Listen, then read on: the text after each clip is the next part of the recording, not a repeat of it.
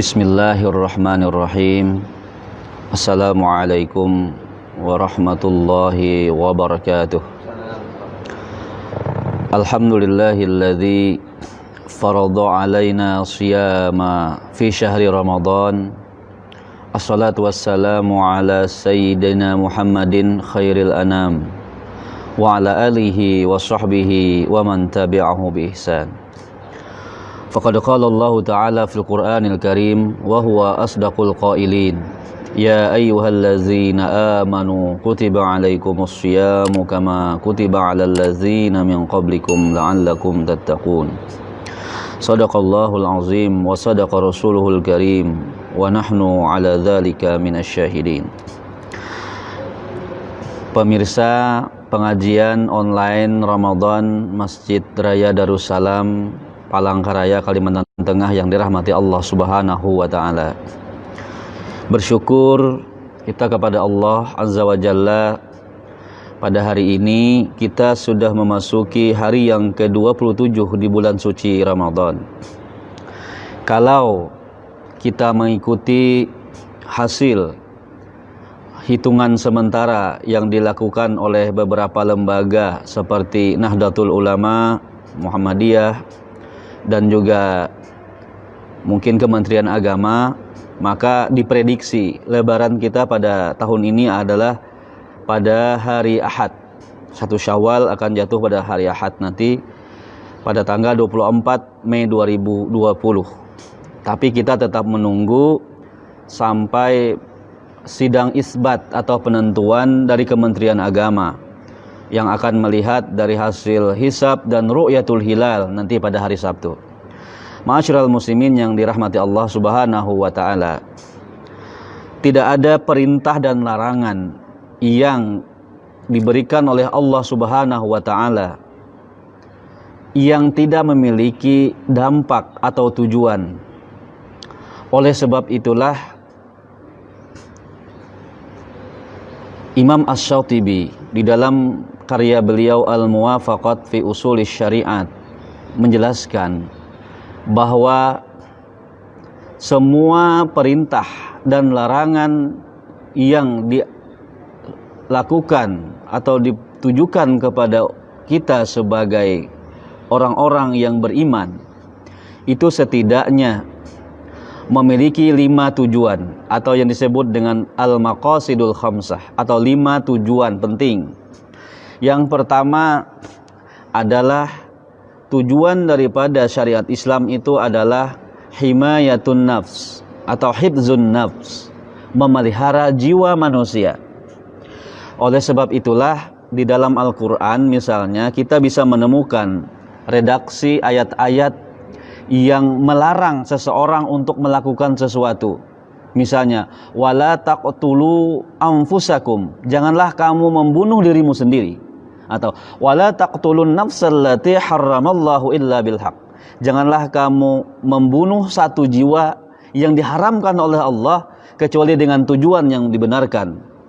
Nah, ini berarti Islam adalah agama yang sangat menjunjung tinggi hak asasi manusia. Yang pertama tujuannya adalah menjaga bagaimana jiwa, ruh, dan kehidupan manusia ini supaya tetap eksis. Ini tujuan yang pertama. Oleh sebab itulah Islam melarang berperang dengan tujuan untuk menzalimi orang lain. Semua peperangan yang ada di dalam sejarah Islam itu dalam tujuan membela diri, bukan untuk melakukan pembunuhan semata-mata hanya demi motivasi, ekonomi, harta dan lain sebagainya. Yang kedua yaitu hifzul mal, memelihara harta, atau dalam bahasa yang lebih populer sekarang adalah bagaimana memelihara, menjaga ekonomi kehidupan manusia ini supaya tetap jalan. Sehingga di dalam Al-Quran kita misalnya ada larangan-larangan untuk melakukan riba. Wa halallahu al-bai'a wa harramar riba. Allah mengharamkan jual beli, mengharamkan riba. Untuk apa? Supaya praktek-praktek riba ini tidak merusak perekonomian masyarakat. Ajaran Islam melarang melakukan penimbunan. Supaya apa? Supaya ekonomi masyarakat itu bisa jalan. Seperti di masa sekarang ini, misalnya masa pandemi corona, ada orang-orang yang melakukan monopoli atau menimbun harta, sehingga kemudian hak barang itu menjadi kosong di pasaran, dia jual dengan harga yang sekehendak hati, dengan tujuan apa? Supaya dia bisa mengambil keuntungan yang berlipat ganda. Ini dilarang dalam agama Islam. Hibzul mal. Yang kedua adalah perintah untuk menunaikan zakat. Nah, ini di bulan Ramadan ini penting bagi kita untuk membayar zakat. Baik itu zakat fitrah, zakat mal.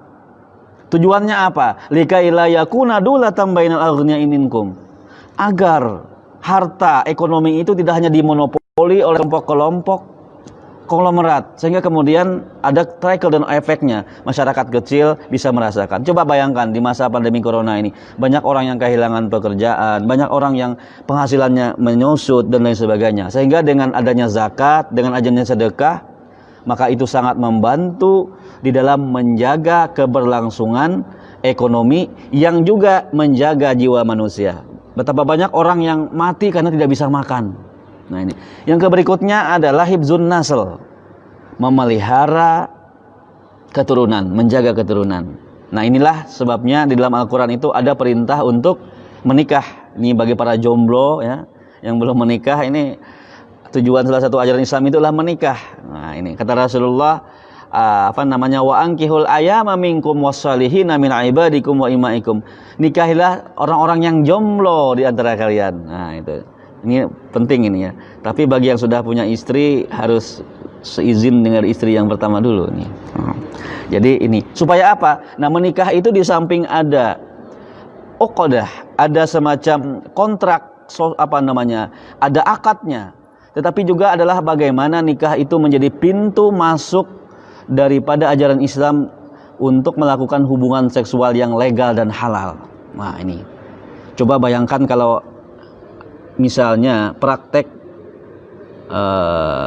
lesbi dan homoseksual itu dihalalkan, tentu banyak orang yang tidak punya keturunan. Kenapa? Karena ada istilah cabai makan cabai, jeruk makan jeruk, kan tidak bisa menghasilkan jeruk. Jadi jantan dengan jantan tidak menghasilkan anak. Ini jantan dengan betina. Nah, kemudian adalah yang berikutnya adalah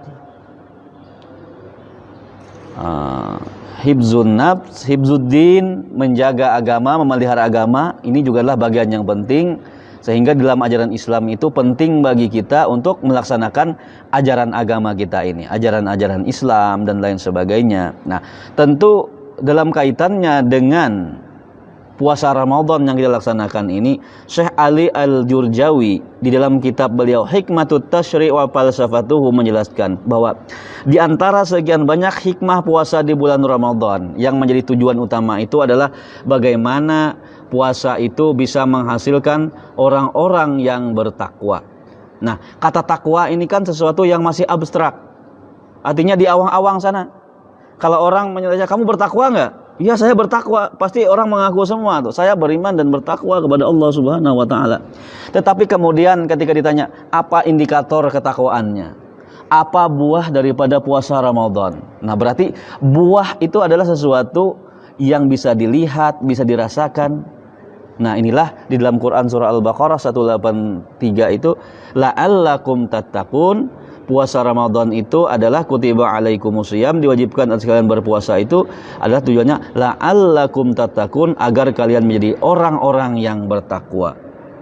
Nah, di antara sekian banyak tujuan daripada ibadah puasa itu adalah bagaimana menciptakan multi kecerdasan pada manusia. Hadirin yang dirahmati Allah Subhanahu wa taala. Para ulama tasawuf itu menyebutkan bahwa sesungguhnya manusia ini adalah makhluk mikrokosmos. Apa itu makhluk mikrokosmos? Manusia ini adalah alam kecil. Kenapa disebut dengan alam kecil? Karena manusia, coba bayangkan, tubuh manusia ini kan terdiri dari jasad dan ruh. Jasad manusia itu ada unsur tanah atau tidak? Ada unsur tanahnya. Minha khalaqnakum, kata Al-Quran. Dari tanah kalian diciptakan. Ada unsur air atau tidak? 2/3 tubuh manusia itu ada unsur airnya. Ada unsur api atau tidak? Ada unsur apinya. Kalau orang sedang marah itu berarti apinya lagi naik gitu. Makanya kata Rasul, kalau ada orang marah itu hendaklah berwudu. Nah, itu berwudu Kenapa? Karena dengan wudhu itu akan memadamkan api kemarahan. Bisa juga kalau ada teman Anda marah, ambil airnya, siram tuh. Pasti tambah marah tuh. Nah itu. Yang kedua, unsur udara. Nah, pada manusia ini kan ada unsur 4. Coba bayangkan. Kenapa manusia disebut dengan alam kecil? Karena semua unsur di alam raya ini, tanahnya ada pada diri manusia. Airnya, tubuh kita ada unsur airnya. Apinya, ada dalam tubuh kita apinya. Udaranya juga ada. Yang kedua, unsur non jasadnya, unsur non fisiknya. Manusia itu disebut dengan dia ada alam manusia itu ada sifat kebinatangan, sifat tumbuhan, kebinatangan, dan sifat malaikat. 3 ini ada pada diri manusia. Makan misalnya, makan itu sifat apa kira-kira?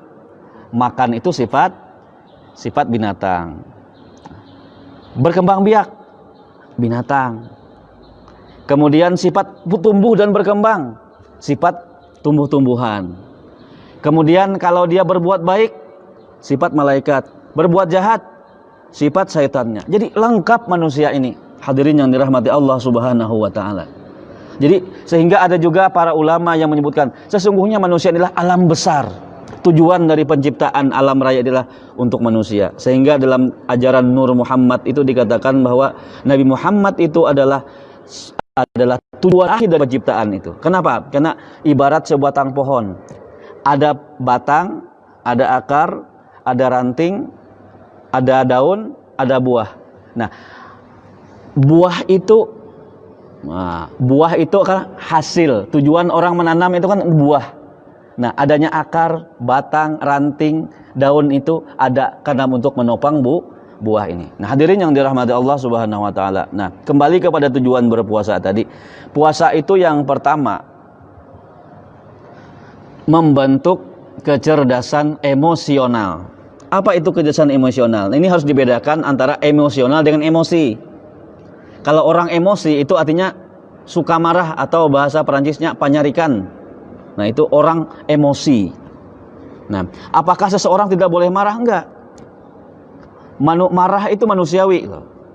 Tidak mungkin kita punya istri misalnya jalan ke pasar, tiba-tiba ada yang mencolek pipi istri kita, lalu kita senyum. Kenapa? Saya ingin tidak mau marah karena marah itu enggak. Di situ boleh kita marah untuk menjaga harga diri. Kita jadi sebagai guru atau dosen, ada mahasiswa kita bercanda, lalu kita enggak marah, enggak salah, dimarahi. Tapi marahnya tentu dengan kadar yang sesuai dalam waktu yang tepat. Anak kita misalnya, dia berbuat salah, boleh enggak dimarahi? Boleh dimarahi. Tapi jangan di depan orang. Cari waktu yang tepat dengan kadar yang tepat. Ini jangan sampai marahnya berlebihan, mengambil palu atau dalam bahasa tukul lalu dipukulkan ke anak misalnya. Nah, itu kan berlebihan. Nah, manusia berpuasa itu adalah dalam rangka untuk kecerdasan emosional, mengendalikan yang pertama marah ini tadi. Nah, ini luar biasa. Yang kedua, emosional itu apa saja? Di samping rasa marah adalah empati. Empati itu adalah kemampuan untuk merasakan apa yang dirasakan oleh orang lain. Bagaimana itu kalau terjadi dengan kita? Itu namanya disebut dengan kecerdasan empati atau emosional. Nah, ini zaman corona ini sangat penting. Ini sangat-sangat kontekstual sekali ini. Sangat relevan ini. Bagaimana banyak orang-orang yang kehilangan pekerjaan. Ada orang-orang yang justru kelebihan makanan kan ada. Menumpuk makanan misalnya di rumahnya kulkas, banyak sekali gitu. Sementara tetangga di sebelahnya ada anak kos, itu tidak dikasih. Berarti orang ini puasanya gagal karena tidak punya kecerdasan emosional. Nah, ini tujuan yang pertama dari ibadah puasa sebagai indikator takwa adalah orang yang semakin empati kepada orang lain. Sehingga kata Rasulullah, tidak sempurna iman seorang dari kalian, dia dalam keadaan kenyang, di rumahnya banyak makanan, sementara tetangga samping kiri kanan depan belakangnya ada yang masih kelaparan. Nah, oleh sebab itulah zakat dan sedekah itu penting. Nah, bagi Bapak Ibu yang di Palangkaraya atau di luar Palangkaraya, boleh berzakat melalui UVZ Darussalam, Masjid Raya Darussalam. Nah, nanti silahkan berzakat di Masjid Raya Darussalam. Insya Allah akan disalurkan kepada yang berhak untuk menerimanya. Nah, ini dua hal. Pertama, menahan marah, ini emosional. Yang kedua, sombong. Itu juga adalah kecerdasan emosional. Ini puasa ini melatih bagaimana manusia itu supaya rendah hati. atau dalam bahasa agamanya disebut dengan tawadhu. Tawadhu itu rasa rendah hati. Ini zaman corona ini betul-betul ini merendah hatikan kita semua itu. Semua orang tidak ada daya dan upaya di hadapan Allah Subhanahu wa taala. Mungkin kalau Allah bisa ngomong itu gini ngomongnya. Baru satu makhluk corona loh yang saya kirim. Bagaimana kalau ada 1000 corona yang dikirim gitu kan? Jadi manusia jangan sombong, jangan merasa paling hebat di muka dunia ini. Nah, ini kecerdasan emosional. Kita mengendalikan marah. Bukan tidak boleh marah ya. Boleh marah dengan Nabi juga pernah marah loh. Jangan dikira Nabi tidak pernah marah. Tapi Nabi marahnya terukur. Jangan sampai overload marahnya itu. Kemudian ada piring terbang dan lain sebagainya, itu berarti itu berlebihan marahnya itu. Nah, itu. Jadi kata Rasulullah, laisas sadidu bis sur'ah, innamas syadidul ladzi yumliku nafsahu anil ghadab. Bukanlah orang yang hebat itu orang yang hebat bergulat atau orang hebat melakukan peperangan, tapi orang yang paling hebat itu adalah orang yang mampu mengendalikan rasa amarahnya ketika dia sedang dilanda puncak kemarahan. Nah, itu yang kedua tadi, emosional itulah bagaimana punya rasa empati ini. Punya empati ini paling penting nih. Contoh ini kecil. Contoh kecil saja. Kita sedang mungkin di Palangkaraya nggak ada ya. Kalau di kota-kota besar misalnya ada bis apa itunya, shuttle bus itu kan. Nah, kita duduk masuk duluan. Kita kebetulan sempat punya tempat duduk, yang lain berdiri. Tiba-tiba ada seorang nenek atau kakek umurnya 70 tahun berdiri. Apa kira-kira yang kita lakukan? Apakah kita tetap duduk atau kemudian mempersilahkan sang nenek atau kakek tadi? Nah, kalau kita masih tetap duduk, ujar bahasa aparnya purun, duduk sementara ada orang lebih tua, berarti kecerdasan emosional kita itu belum jalan. Berarti puasa kita masih belum berfungsi. Nah, yang kedua, kecerdasan spiritual. Takwa. Spiritual itu adalah bagaimana yang paling penting dari spiritual itu apa? Puasa itu membentuk nilai kejujuran. Nah, ini spiritual nih. Kenapa? Karena tidak ada ibadah lain di dalam ajaran Islam itu yang paling membutuhkan kejujuran selain ibadah puasa ini. Kalau orang sholat bisa dilihat, kalau orang bayar zakat bisa ada struk pembayarannya kan. Kalau orang naik haji ada fotonya diposting di Facebook kan, naik pesawat gitu kan. Tapi kalau puasa, kita bisa saja mengaku puasa, tapi siapa yang tahu puasa atau tidak selain kita dengan Allah Subhanahu wa ta'ala. Sehingga kemudian kata Rasulullah, kenapa pahala puasa itu spesial? Karena yang tahu puasa atau tidak itu adalah antara kita dengan Allah Subhanahu wa ta'ala. Puasa membentuk nilai kejujuran. Nah, ini indikator takwa dalam bentuk puasa, tujuannya adalah membentuk insan-insan yang jujur ini. Ini yang paling kita ini sekarang adalah nilainya, mahalnya nilai kejujuran ini. Ini nilai spiritual. Kemudian ibadah puasa ini juga adalah wahana kita untuk membentuk kecerdasan spiritual apa? Disuruh memperbanyak zikrullah, membaca Al-Quran dan lain sebagainya. Kenapa? Karena mohon maaf, ini ada hasil penelitian dari salah satu lembaga pemerintah yang menyebutkan efek daripada virus corona ini, hadirin yang dirahmati Allah Subhanahu wa taala, itu 95% orang itu banyak yang stres loh. Sudah stres kada bayi si baras. Ini lockdown di rumah misalnya sampai 2 bulan tuh, kada kawa kemana-mana. Coba bayangkan tuh, banyak yang stres itu. Anaknya stres juga, akhirnya mama abahnya stres, penyarikan. Asalnya kada penyarikan, ya kan? Asalnya tidak pemarah, gara-gara corona ini tiba-tiba pemarah. Kenapa? Oh, mungkin adalah efek karena kelamaan dalam rumah tidak bisa berinteraksi. Nah, jadi inilah istilahnya kecerdasan spiritual ini. Bagaimana dengan zikir, memperbanyak zikir kepada Allah, itu adalah obat daripada penghilang stres tadi. Ini kalau kita kembalikan bahwa sesungguhnya ma asaba bim musibatin fil ardi wala fi anfusikum illa fi kitabim min qabli an nabraha. Tidak ada semua musibah sesuatu yang terjadi di muka bumi ini. Bahkan dalam ayat lain itu satu helai pohon pun yang jatuh itu tidak ada sesuatu yang terjadi tidak ada atas izin Allah Subhanahu wa taala. Berarti virus corona ini bekerja atas izin Allah Subhanahu wa taala. Nah, kalau kita meyakini ini, maka kemudian ada hadis Rasulullah, siapa yang sabar ketika diterima musibah, kemudian dia berdiam di rumah, maka dia akan mendapatkan pahala seperti orang jihad di jalan Allah. Dan seandainya pun dia kemudian meninggal karena terserang penyakit, dia akan mendapatkan pahala seperti orang mati syahid. Jadi obat daripada orang stres ya, daripada dampak corona, zikrullah spiritual kita ini. Apa? Kata Rasulullah, ada 4 kalimat ahabbul kalami ilallahi al-arba. 4 kalimat yang paling Allah suka, subhanallah, alhamdulillah, la ilaha illallah, Allahu akbar. Dan yang kelima apa? Yang paling bagus dibaca, la haula wala quwata illa billahil aliyil azim. Jadi kalau kita sedang stres akibat daripada efek corona ini, mari kita baca Al-Qur'an, zikir, insyaallah stresnya hilang. Jadi puasa ini juga, nuansa Ramadan ini juga tujuannya bagaimana kecerdasan spiritual kita itu makin dekat kepada Allah Subhanahu wa taala. Nah, ini. Kemudian yang ketiga adalah kecerdasan sosial. Nah, ini yang paling penting. Yang terakhir adalah puasa membentuk kecerdasan sosial. Nah, mudah-mudahan corona ini segera berlalu, hadirin yang dirahmati Allah Subhanahu wa taala. Biasanya kan kita bulan Ramadan itu tarawih berjamaah. Itu sebenarnya adalah efek daripada bulan Ramadan itu, sehingga orang bisa ketemu, bisa silaturahim, sehingga kemudian disitulah nilai-nilai sosial itu bisa dibangun. Nah, di samping itu juga kecerdasan sosial itu apa? Dia mampu berzakat, itu adalah bagian dari kecerdasan sosial sebenarnya. Jadi kata Rasulullah, laisal ghina an kasratil arad. Bukanlah orang yang kaya itu yang memiliki harta.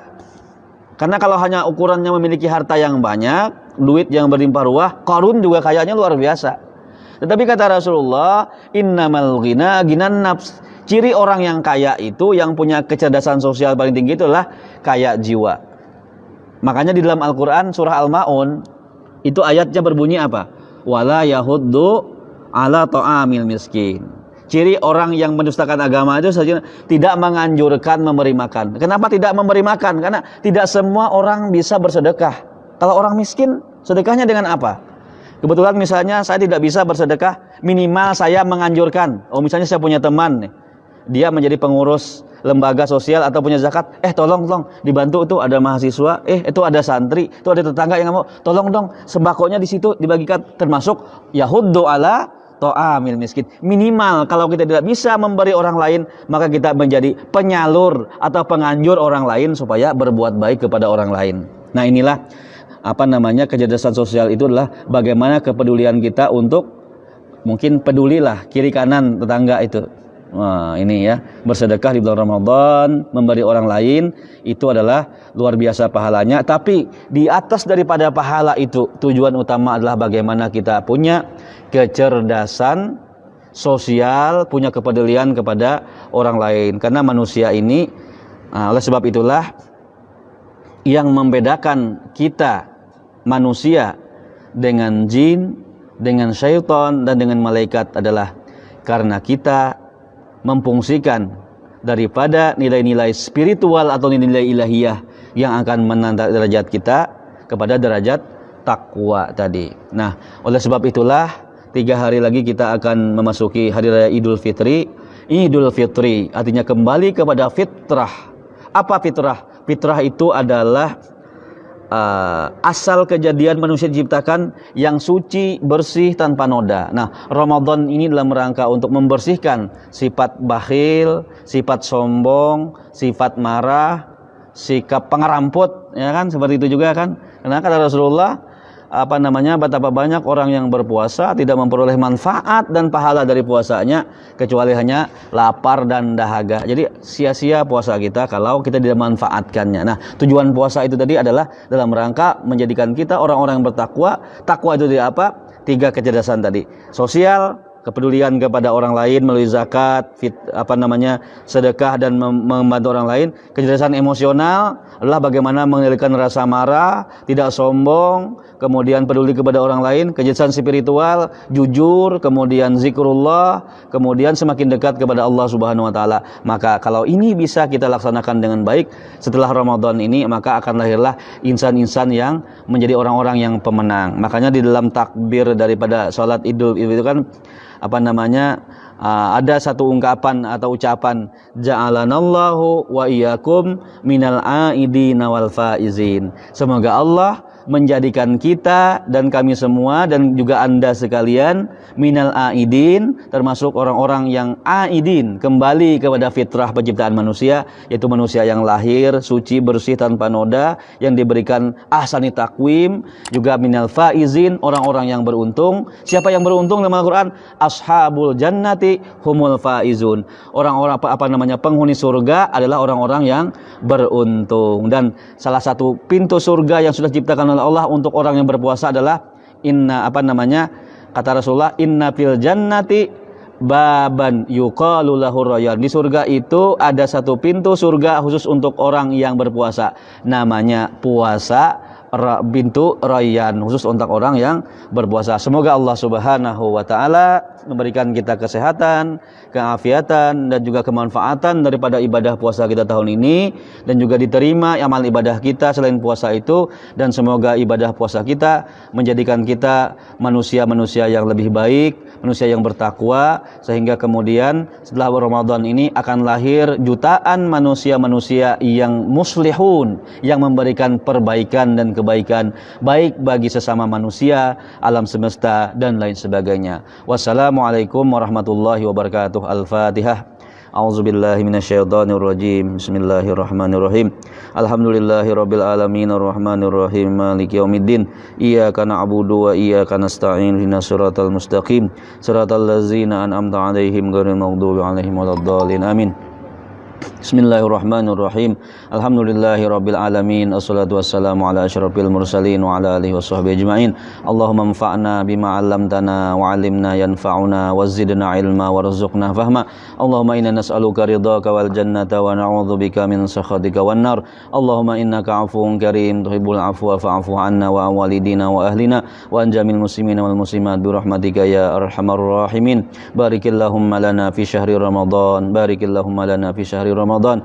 Barikillahumma lana fi syahri Ramadan. Wa sallallahu ala nabiyyina Muhammad wa ala alihi wa sahbihi wa sallam. Alhamdulillahirabbil alamin.